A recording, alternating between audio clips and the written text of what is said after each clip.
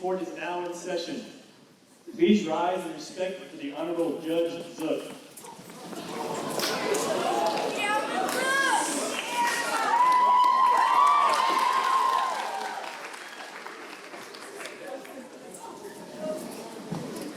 This court is now in session. Greetings, jury, attorneys, observers, and esteemed guests. Trinity Fantasy Court meets for the purpose of considering whether literary and other fictional characters have been fairly judged by the public. While it bears some similarities to legal courts, its primary purpose is to create an environment for thoughtful arguments, and so some aspects of court procedure have been modified to suit this goal. Our court today meets to consider the character of Ebeneezer Scrooge, the central character in Dickens' classic Christmas carol. Bailiff, please bring in the defendant.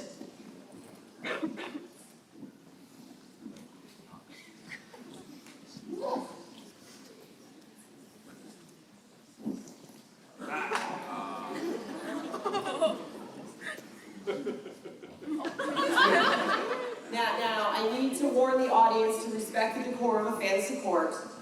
While cheering and booing are welcome, please abstain from talking to each other during the proceedings. Bailiff, please read the charges. You, Ebeneezer Scrooge, stand accused of the following charges: scorning Christmas, callousness to your fellow man, and greed.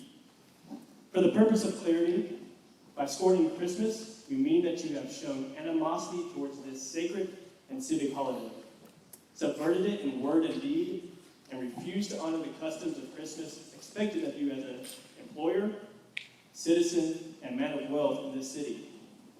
By callousness, we mean that you are cold in nature to your neighbors, have no care or compassion for the weak and poor, and disparage others who do show care for their fellow man.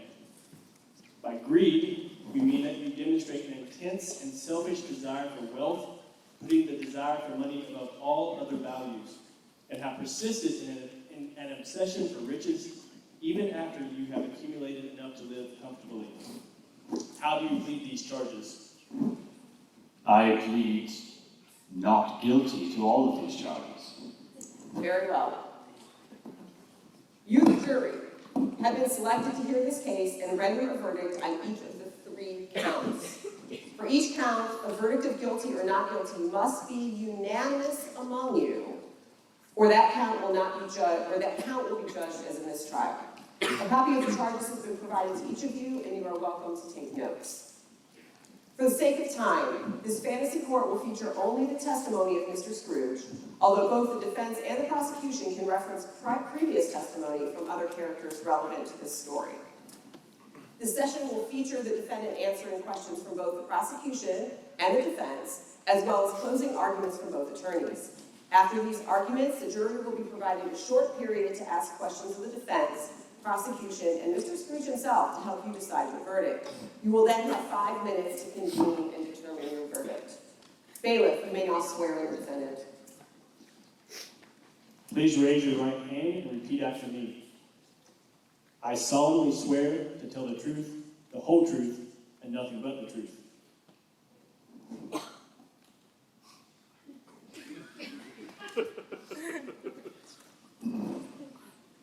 I will do all of that. Mr. Scrooge, you're charged with scorning Christmas. What do you say to that? I say let others keep Christmas in their way, and let me keep Christmas in mine. But do you keep it at all? Do you have a Christmas tree? No, they're a fire trap. Do you have a wreath? No. I have allergies. Do you know any of the words to any Christmas carols? I can't sing. Have you ever eaten figgy pudding? Have I ever eaten figgy pudding? No, it's such a silly word. Well, have you ever written a Christmas card? To whom would I send it? Good point. We'll get back to that later. It doesn't seem like you keep Christmas at all. Not only that, you seem rather hostile to the holiday. Earlier, we heard the testimony of the young Master Hensley Sourwater, who testified that when he attempted to sing Christmas carols, to you at your office door that you chased him away with a ruler? Yeah. His singing was so bad, I grabbed the ruler as a defensive measure. Hi? Let us continue. While you just claim that you think others should celebrate Christmas in their own way and let you celebrate it in yours, it doesn't seem as if that's your attitude towards your clerk. We heard the testimony of Mr. Cratchit. He said that when he brought up the idea of getting Christmas Day off, you complained about it bitterly, and then made him come in early the next day. Even though he pointed out there wouldn't be any work for him to do. Is any of this true? Yes or no? Yes. But Finally, Mr. Scrooge, is Mr. Cratchit's testimony true that you remarked to your nephew that if I had it my way, I'm quoting now, if I had it my way, every idiot who goes about with Merry Christmas on his lips should be boiled in his own pudding and buried with a stake of holly through his own heart? you have to admit, Your Honor, that was a pretty good one. Up high? Down Let's low? move on to the next charge. Mr. Scrooge, when I earlier asked if you'd ever send a Christmas card, you asked who would I send them to. Don't you have any friends? No, don't need them. Friends are just people who haven't asked you for money yet. What about family? I just have my nephew.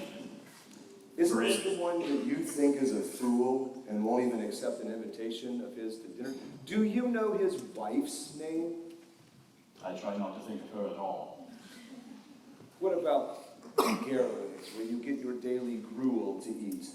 The innkeeper. Do you know his name? No. It's Garroway. What about your maid or your cook? I don't have any servants, I live alone. What about Bob? Who? Your clerk, Mr. Cratchit. Oh, Cratchit. He's worked for you for many years. Do you know his wife's name or how many children he has? I only know that he was stupid enough to take a wife and a family on his salary. Is there in fact anyone in the city you know by name? Yes, Jasper Q. Bartley. And who's that? That is my banker. Your banker. Your firm's name is Scrooge and Marley. Isn't Mr. Marley your friend? Mr. Bartley was an associate of mine and a good man of business. He died 7 years ago. But his name is still on your offices? It costs money to modify a sign. Marley may not be pulling his weight at the office anymore, but that's no reason I should spend money on account of it. Well, we'll get back to Mr. Marley in a minute. On the subject of Mr. Cratchit, do you think that you are a good boss to him? He gets paid. Yes. But he works in an office so cold, with no appreciation, and in the company of a joyless, unfeeling employee. Objection, Your Honor. Sustained. Sustained. Prosecution will refrain from disparaging the defendant. I paid him well enough. My clerk's happiness is not my responsibility. But when you were a clerk, working for Mr. Pheasantly, didn't he go to great trouble to bring joy at Christmas to you and your coworkers? Old Fezziwig was shrewd enough to know that spending a bit of money at Christmas time was a cheap way to buy loyalty.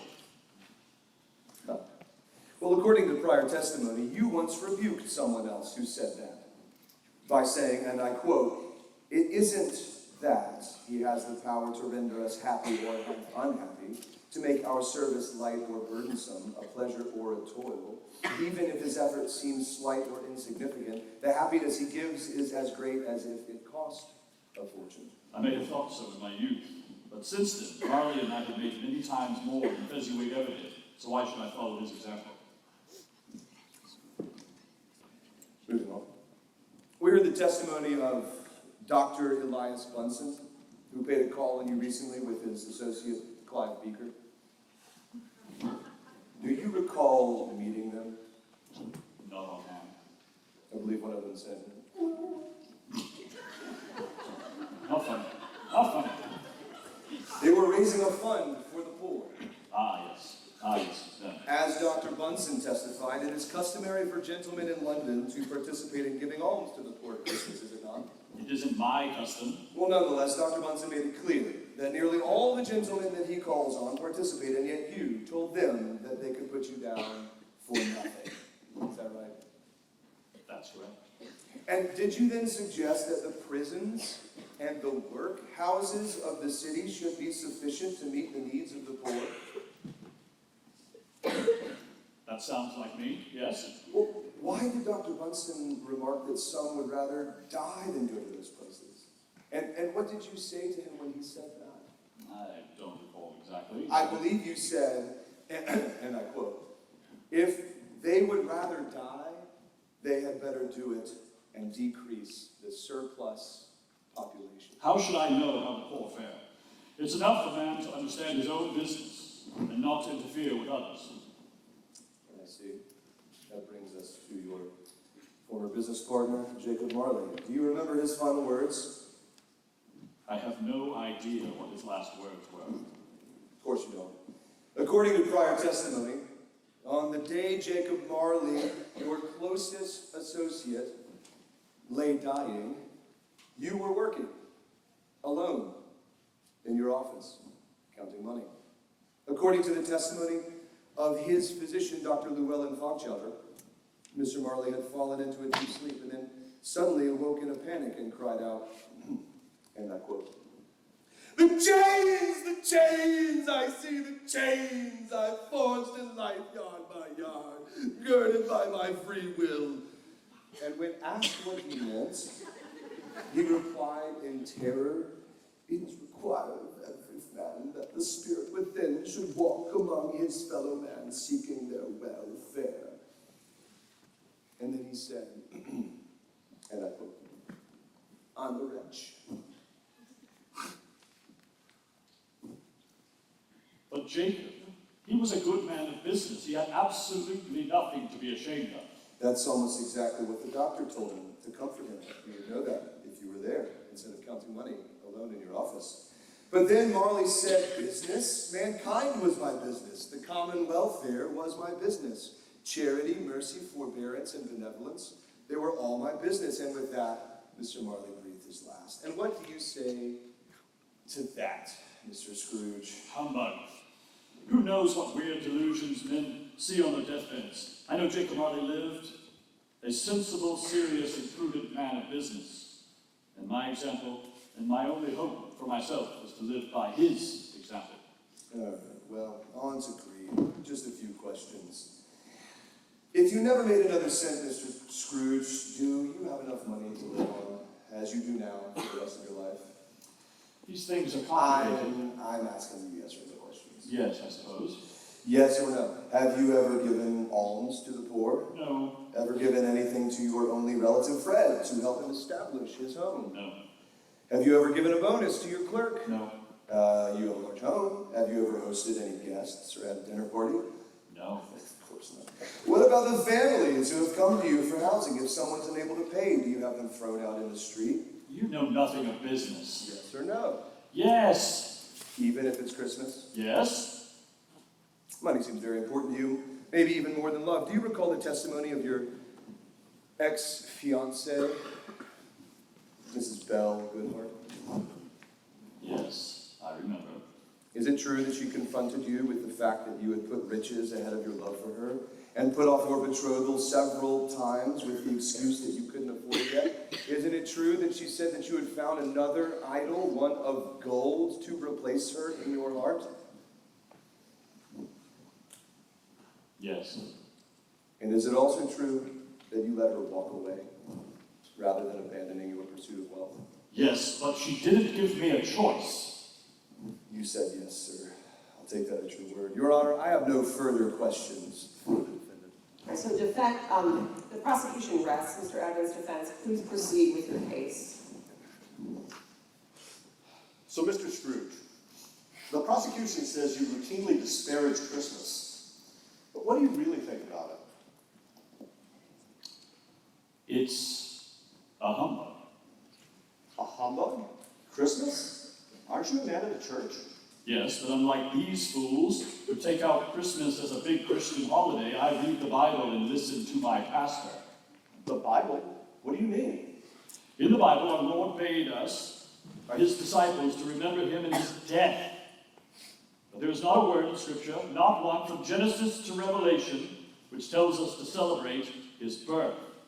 In fact, the only birthday commemorations mentioned in the Bible are Pharaoh's and Herod's. Shall we follow that example? And where in the Bible are we told to celebrate Christmas on December the 25th? Nowhere. Sensible men know that shepherds would not be out in their field by night at winter. It was the papists who promoted the Christ Mass on the winter solstice to accommodate the pagan celebration at the time. Why would any member of the Church of England care to embrace it? But surely, Mr. Scrooge, you see how your animus towards the holiday puts your faith in a dim light to others. Jesus said that if we follow him, we will be persecuted for our faith. Why should I care what the world thinks if I'm following him? Well, even if Christmas did have questionable roots, it's still a day in our city that's rich in tradition. Traditions! Like those new German Christmas trees. I read in Jeremiah where it says, "Learn not the way of the nations, for they are a vanity. A tree in the forest is cut down from outside and brought inside and decorated with silver and gold." It's a heathen custom, and we ought not take part in it. Well, even if you don't care for Christmas, couldn't you at least accommodate those who do? We heard the testimony of your clerk, Bob Cratchit, who recalled how much you complained and resisted even giving him Christmas off. In my grandfather's time, I would have been arrested for giving Christmas Day off. And now people just presume it will be granted. What a sorry direction this country is going. At least I give Cratchit the day off. And he didn't even thank me. There's many employers that would have refused him. In fact, I know the family that his sister works for, and they would have had her working all night and into the next day. Why am I being singled out? But can't you at least afford a day where all people come together to share goodwill with each other? Bah, that's a Christmas of weak sentiment. To pretend to be kind for one day so that you can be all the colder the next. People may see me as cold, but it's an honest cold. It's a consistent cold. Christmas is just one way for dishonest men to prey on the sentimentality of others. Take that off of Charles Dickens. He'll use Christmas in his stories to sell people the nostalgia of lovely times in the past. But his Christmas has nothing to do with Christ. His Christmas is one of mistletoe and pudding, not of our Lord who rises from the dead. Let's move on, Mr. Scrooge. You've been charged with callousness towards your fellow man. How do you respond to those charges? Callousness. The good book says that I should treat others the way I want to be treated. I want others to leave me alone. What is wrong with that? I've heard testimony from many witnesses who observed how cold you were to others, how you never even greet anyone in the street. If I'm cold, they were cold to me. Did any of your witnesses ever claim they tried to greet me on the street? How am I any more callous than they? I'd like to recall that testimony of Mr. Elias Bunsen, who said that he called on you to make a donation of charity to the poor, and you practically threw him out of the office. Doesn't this show callousness towards the weakest among us? But I do help you.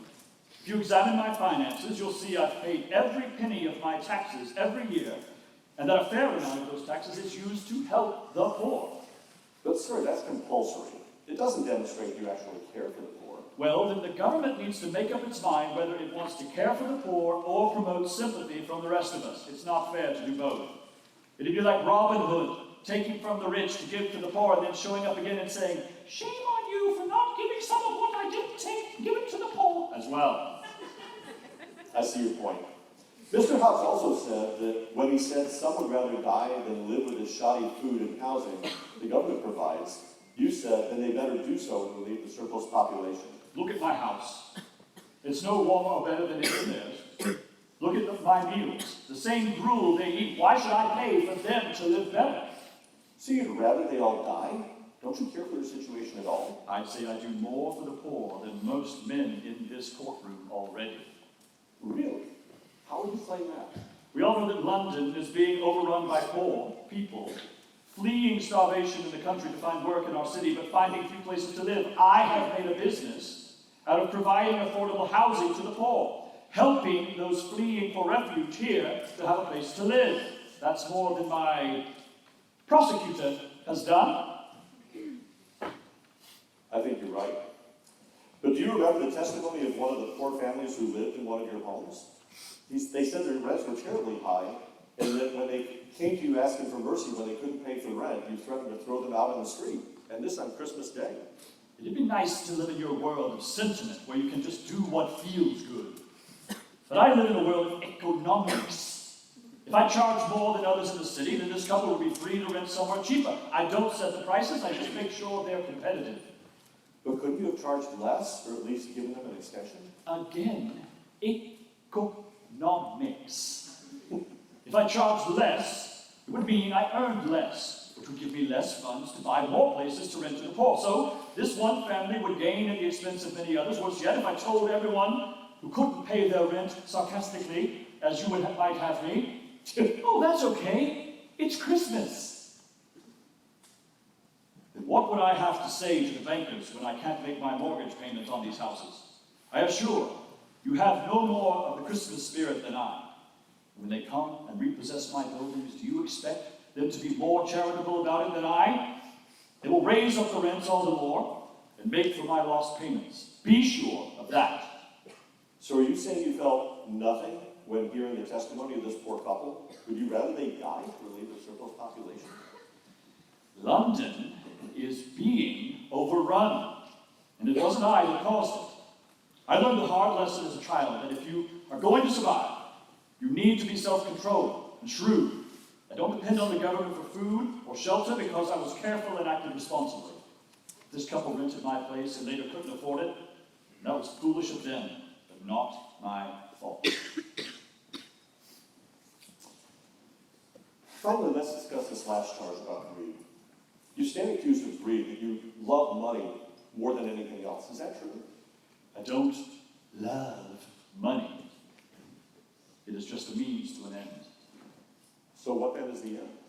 It gives me freedom of not being beholden to anyone, and the satisfaction that I will never be a burden to anyone else and never be dependent on anyone but myself. Well, earlier, we heard the testimony of your old schoolmaster who said that, unlike the other students, you were often left at school during Christmas holiday. Is that where you learned these values? Yes. Boys would often make fun of me as they left to be with their families. But what could I do? My father was an unpredictable man of many vices. If he didn't send for me, I could hardly go home by myself. I'm sorry to hear, sir, that you had a difficult time at school. I don't want or need your pity. It was there I learned that unless I worked hard and saved until I had wealth, I would always be at the mercy of other men's decisions. I got a far better education from spending Christmas alone than anything I learned from that so-called headmaster. But sir, are you rich? To those fools who don't know how to live within their means and save wisely, I probably appear so, but there are many in this town richer than me. Well, what do you spend your wealth on? Spend it? Spend it? That's the problem with these poor fools. They dream of being rich someday only so that they can then spend themselves back into the poverty that they came out of. I don't have a fancy house. When my partner Jacob Marley died, I moved into his rooms. Though cold and ill-furnished, suit me just fine. I don't keep a cook or servants. When I'm hungry, my local tavern serves me a nice bowl of gruel. That is enough for the idlers in the poorhouses, and it's good enough for me. But sir, even if you don't indulge yourself, your thriftiness can be cruel to others. What about your clerk who testified that you would only allow him a single coal to keep him warm in your frigid office? I keep my office no warmer than Cratchit's. Coal is cheap. I'm doing my clerk the service of showing him that he can do well in a much colder environment than he may have believed. If he applies this to lessons at home, he may just be able to afford to feed and house that extraordinarily large family of his. So would you say that what others say is greed is really a virtue? Certainly. The good book says, look to the ant, you sluggard. The ant works hard, saves wisely to make it through the hard winter. Nobody will ever call Ebeneezer Scrooge a sluggard. So then, does it also make it a vice to not be a miser? If by miser you mean someone who doesn't throw their money around on frivolity or take on responsibility they can't afford, then yes. Take my nephew, Fred. With the inheritance he received and his mother's death, he could have built up enough savings in another 15 years or so to be able to responsibly marry that silly wife of his. But instead, he went and married her for love. When he had no way to be sure he could provide for a family. It's a wonder he can feed them at all, as it is. And if he is unlucky enough to have a sick child, it could drive them all to the poorhouse. Imagine his poor girl sent to the workhouse, or Cratchit stuck in some debtor's prison. Some great father that would make it. So we're talking about both Fred and Bob Cratchit. Yes, both, the same. So don't you think there's also some downsides to placing such a high value on savings? None that I can think of.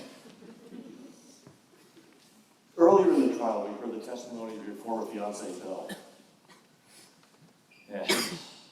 Can you explain now in your own words why she broke off your engagement?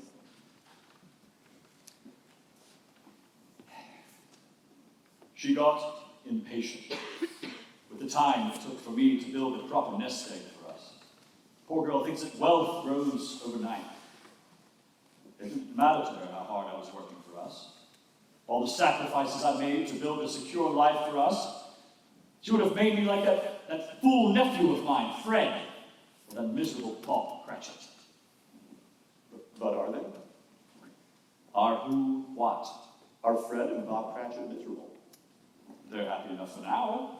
I suppose, but wait until misfortune falls on them, and the whole world will mock them for their foolishness. Maybe, but maybe not. In Belle's testimony, she said, Scrooge fears the world too much. All his hopes for his life have merged into the hope of being beyond the world's reproach. She is a foolish girl. But is she miserable, Mr. Scrooge? We also learn that she's happily married with a house full of children and grandchildren. Do you know her husband? I know of him. Would you say he's as rich as you? Not by half. But what I can tell, by what I can tell, Belle certainly traded down when she left me for him. And yet they're happy and secure, living out all the other hopes you had for your life with Belle before you decided what was most important was to be too rich to ever be called a fool or a sluggard. Well, they got lucky. So is your nephew Fred also lucky? He enjoys a warm home with his loving wife and the company of good friends all the time. Nah. And what about Bob Cratchit? Is he lucky? He enjoys the love of 2 sons and 2 daughters who adore him. But when life hands him a bad turn, he'll regret starting a family. Mr. Scrooge, if you ever got to know Mr. Cratchit, you'd know that his life has plenty of bad turns. His youngest son, Tim, is crippled from birth and needed the care of many doctors, yet Bob doesn't seem to regret anything. From his testimony, in fact, he's known for exclaiming, God bless us, and that with a smile. I didn't know that he was walking through this. Thank you, Mr. Scrooge. I know this has been a hard morning for you. I have no further questions. We're going to take a brief recess while attorneys prep closing statements, but first, Councilor Crouch.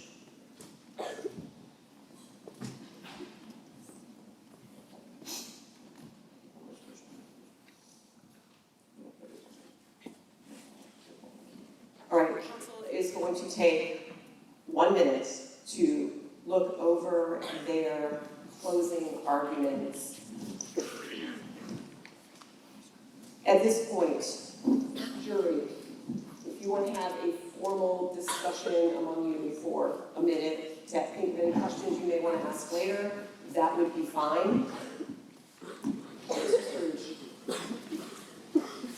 One question. Yes. Mr. Scrooge is going to take one question from the audience, whoever he decides to pick. Is there anyone brave enough to ask a question?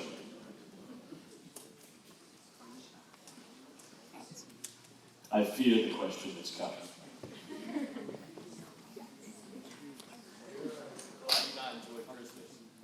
Why do I not enjoy Christmas? Everyone's so happy. For all the reasons I listed in my testimony, Christmas has no root in the Bible, has a sheer sentimentality to it, and I have no reason to enjoy it. Next question. Yes? What about what the Bible says about mammon and it being related to greed and it being a bad thing? Question was, what about what the Bible says about mammon and it being a bad thing and greed being a bad thing? True, I just don't think that I live in a greedy fashion. I think I live wisely and sensibly and prudently. So saith the proverb. All right, this court will now resume. Jurors, please listen carefully to the closing arguments of both attorneys. When they are finished, you will have a few minutes to ask brief questions of either of the attorneys or of Mr. Scrooge, or of me if you have a procedural question, before you are asked to discuss the case and come to a verdict. Mr. Prosecutor, please make your closing argument. Ladies and gentlemen of the jury, including Jack. Okay. My case is simple. The defendant, Mr. Scrooge, is clearly guilty of all the charges. He's guilty of scorning Christmas. Just remember what you heard from his testimony and reading other people's testimonies and what you know about him previously. He doesn't decorate for Christmas. He assaults people who try to spread cheer. He tried to fire his employee for wanting the day off on Christmas. And even just celebrating, he threatened to throw him out of the office. He wants to stab people in the heart with holly branches who say Merry Christmas and then boil them in pudding. Look, Bah Humbug will forever be associated with the name Scrooge. He is obviously guilty of scorning Christmas. He's guilty of the callousness towards men. He has no friends or family that are on good terms with him, save his nephew Fred, who even Fred gives testimony showing us some things. Scrooge avoids those things which provide comfort to normal people. He forces his employees to do those things as well. Things like good food, heat in the wintertime, days off of work for mental health or holiday celebrations. But beyond all that, you heard him testify to his desire to see the poor die rather than spare change on them. It will, he said, decrease the surplus population. I really hope that he or anyone else never sees you as surplus. And lastly, Scrooge is guilty of greed. Clearly, he refuses to spend money on a house. He lives instead in the home that he inherited from his business partner. Maybe even not, who knows. He refuses to spend money on food of substance beyond gruel. He refuses to light candles in his own home to light it up at night. He just sits in the dark. He spends his days counting his wealth in his office, even while his only friend and business partner dies alone with his doctor. Scrooge is wealthy. And that got in the way of the one true thing that could have been good for him, which was love of another person, which he had, but he let her walk away for money, claiming he never had enough. How much is enough money? Well, a greedy person doesn't know the answer to that question because they love money above all else, and that's why he doesn't spend any, because he only wants to have money. He keeps it for its own sake. He is guilty of greed. Mr. Defense Attorney, please make your closing arguments.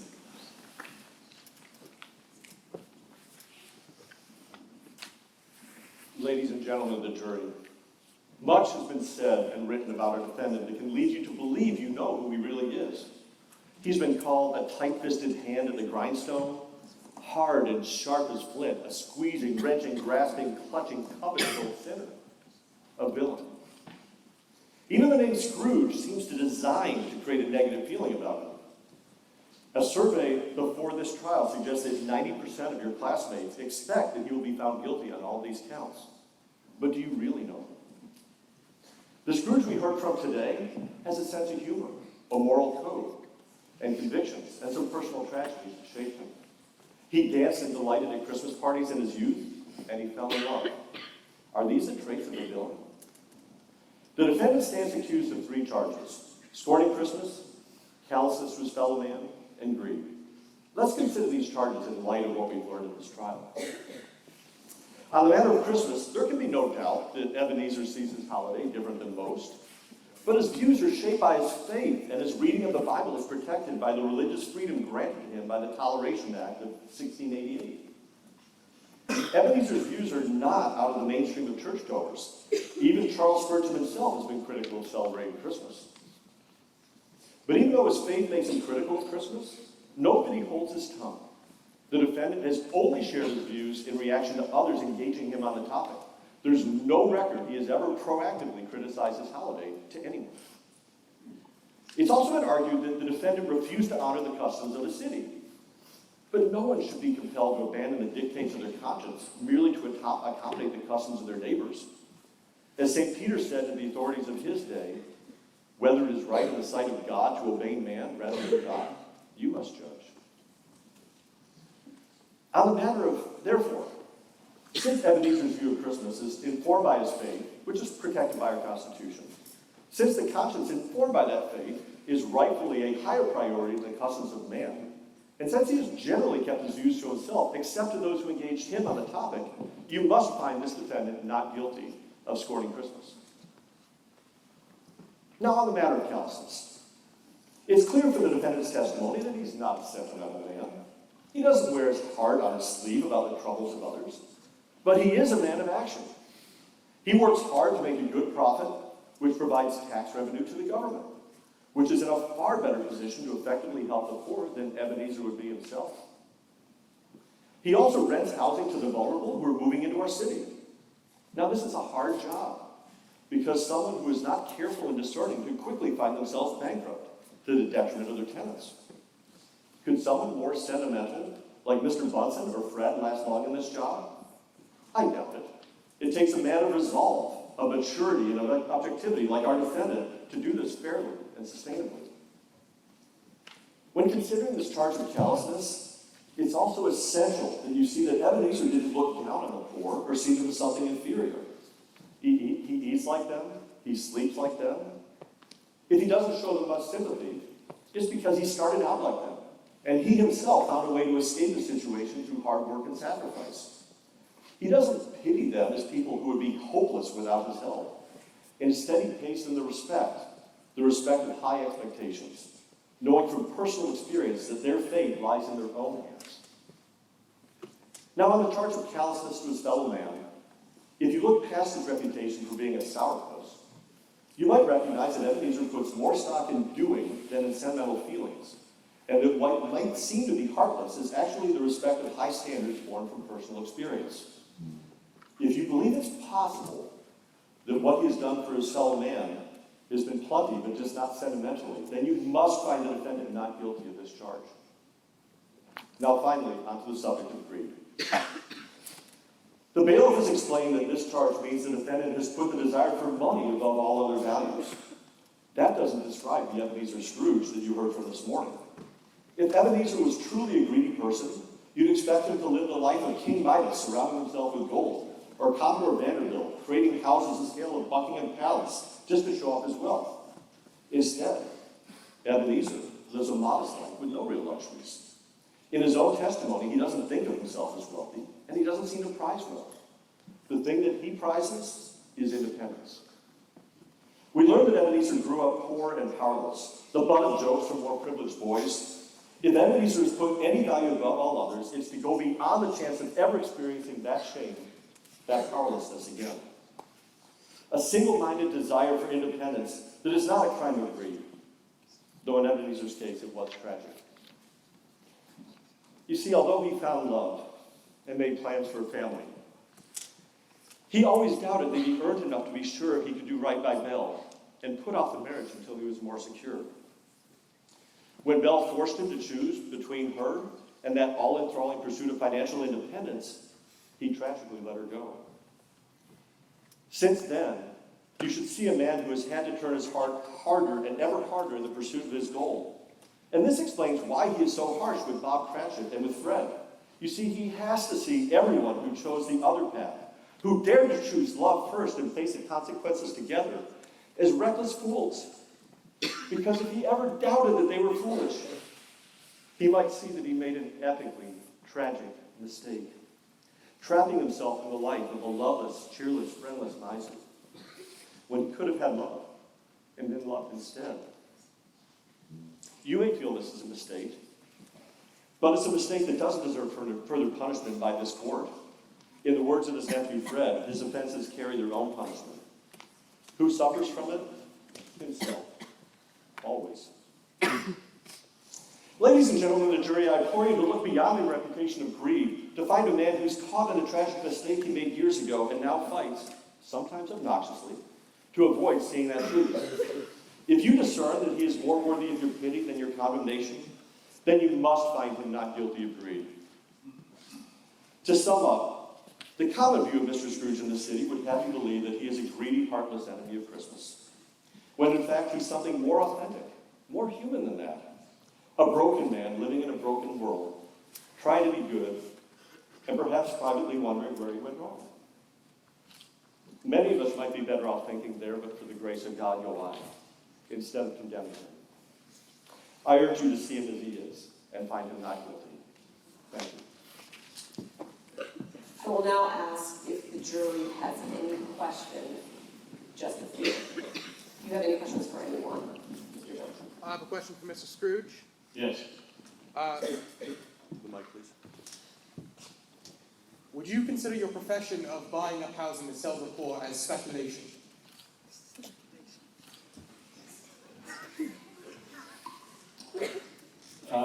No more than paying rent on any apartment or house is speculation. I buy the property. I charge rent. I'm honest about the rent. I'm honest about the day the rent is due. I'm honest about what the consequences will be about not paying the rent. It is not speculation. It's explanation. Any other questions? Mr. Vasquez?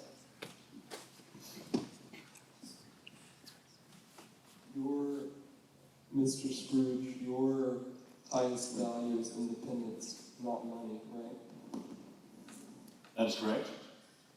You only give your views on Christmas in reaction to what other folks say. You don't proactively go out there and advertise your views about Christmas, right? Finally, a young man who understands me, yes. And you're a banker, correct? So, or you loan out money, Correct. and those loans create jobs for the poor and help that economy, right? It provides housing for the poor. Yes, so I give them a place to live and I charge them rent. Last question? Okay, I think for sake of time, we must end questioning. Bailiff, please escort the jury to their conference room where they can discuss the case. While the jury is deliberating, Mr. Evans will take off that ridiculous wig and get your opinion of this trial.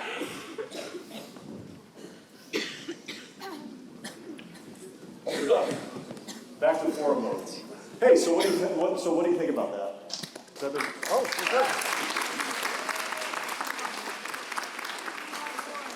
I've been living in Scrooge world for about 4 months, researching and trying to understand. Actually, the reference to the coffee house where we went to, it was actually the first place in London that serves coffee. It doesn't exist anymore, but there's a plaque in a narrow alley in London that describes it. There's a whole bunch of other things that came out looking through it. So what do you, I'm curious, while they're deliberating somewhere where they can't hear us. So about 90 to 91% of you felt it was likely or somewhat likely that he would be found guilty of all counts. Has anyone's mind been changed in the conversation? And if so, why? Yes, Luke. Well, as I think Scrooge himself admits, it's always better when we know a person's backstory, the exact details of why they would act as they would. It's like when you're in traffic and someone like drives in front of you, you probably want to honk at them and all that. But like you probably have to understand why they would do such a callous accent, and like understanding Scrooge's mindset and why he would do all of the ridiculous things that he does really does help us decide. And for what it's worth, the details that we recreated during this testimony is all substantiated and supported by the book itself. So there was nothing, we made up, Llewellyn Fogchowder was my invention. I just think there's a lot of silly British names and I just love landing on that spot. But in terms of the actual people, what they said, what was reasonable, all those things were actually taken from the readings. Yes, you had a comment. Could you stand up, please? I was just, like what Luke said, he basically said everything I was going to say. But just that, like, Scrooge had a sense of humor and all that, and you don't really get much of that. I mean, it's been a while since I read the book, but you don't really get much of that in the actual book. So it's just better to, like, hear that, and it changed my view on, like, how likely he was to be Great. guilty. Thank you. Good answer. Yes. I was just wondering if you just detested Christmas, or if you didn't like all the holidays like Easter and all that stuff. Well, that's a good question. It seems like, and that would have been a good question to ask him, he does not perceive Christmas as a Christian holiday and as a churchman. He might have been raised during that time. It's quite legitimate. He may have been raised among pastors who were very suspicious of a holiday that felt like a Catholic import, frankly, and a pagan celebration. Everyone, please stand during his return. We're waiting. Jerry, please return to your seats at the stage. Mr. Foreman, has the jury reached a verdict? Yes, Your Honor. Say, On the charge of contempt of Christmas, we, the jury, find Ebeneezer Scrooge not guilty.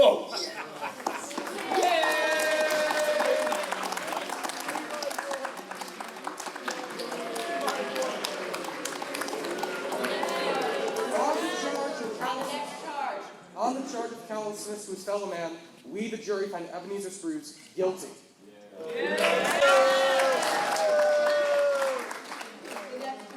On the charge of greed, we, the jury, find Ebeneezer Scrooge guilty. thank you, jury, for your service to the community and for your effort. This court is dismissed. And Mr. Evans will make his final comment. Congratulations. Free Scrooge. Stay around for the group shot. We'll cash out after. Thank you, everyone, for working so hard. I know it puts you in a tricky position. I'm proud of you for coming to a verdict so quickly. At least one juror should be in each of your dialogue classes, and so they will be able to give you a window into what this looks like and what was going on behind the scenes, how they perceived everything. I also want to make a comment that my job in this was defense. So, for example, which means that I did not take an oath to tell the whole truth and nothing but the truth. That was the oath that he took. So, for example, while Charles Spurgeon did criticize Christmas in some of his sermons, in others he embraced it. It's up to you, really, for things that you heard today, to look up for yourself and decide whether it is the whole truth or not. As I was saying during the break, Mr. Horner and I talked about staging this trial this summer, and I've had quite a journey with the story. The most memorable people in Dickens' lives, as I really started to embrace this, in Dickens' stories, they're largely caricatures. Either someone is all sweetness and light, like Oliver Twist or Little Nell, or they're villains, like Uriah Heep or Fagin. But out of all of Dickens' most memorable villains, Scrooge is unique because he was the central character in a story. And it was a redemption story. So if Scrooge was going to be redeemed, he couldn't be irredeemably evil. He had to be something that was more real than a typical Dickens character. Someone like you and me, made in the image of God, yet tragically corrupted. So rather than create Scrooge like his typical villain, Dickens actually had to create, in my view, a hero. So at the end of the story, it would feel true. But then he had to disguise him behind the mask of the villain, so that at the end of the story, when the mask was off, it wouldn't feel right. So he gives him a wicked-sounding name like Scrooge, and describes him as a clutching, grasping, covetous old sinner. But by the time Scrooge has gone home from work and starts meeting ghosts, he's not such a bad person at all. All I said in my closing remarks, as I said, he has a sense of humor, a moral code. convictions of some personal tragedies that shaped him. He danced and delighted at Christmas parties and fell in love. As you discuss this forum and encounter the Christmas story in the future, I'd like you to consider that while Dickens would like you to see Scrooge as a villain that could only be redeemed through the intervention of three spirits, the Scrooge you see in the story may not have needed that intervention because he wasn't a villain really in the first place. At least not much more than the rest of his fallen race. In its truest form, he's something more authentic than that. A broken man living in a broken world, trying to be good and perhaps privately wondering where he went wrong. This is the kind of man who could be redeemed in a single night. Don't treat him as a simple one-dimensional character that can easily be written off as a greedy, heartless enemy of Christmas. Choose to see him more like us so that we can see more of ourselves in this wonderful story of redemption. It has been a great year with you folks. I appreciate all the work and encouragement and good answers and everything else for forum. I hope you have a Merry Christmas, and I look forward to seeing you in the fall. In the